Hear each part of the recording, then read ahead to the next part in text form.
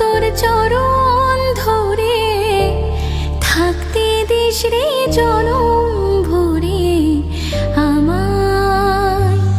মাগো তোর এই পাগল মেয়ে রইবে রে রোজ তোরা চলে ছায়া।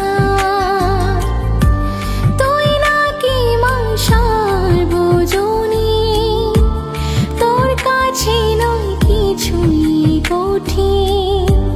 তোর ওই দুটি চরণ তলে থাকবো জীবন। শ্যামা মা তোর চরণ ধরে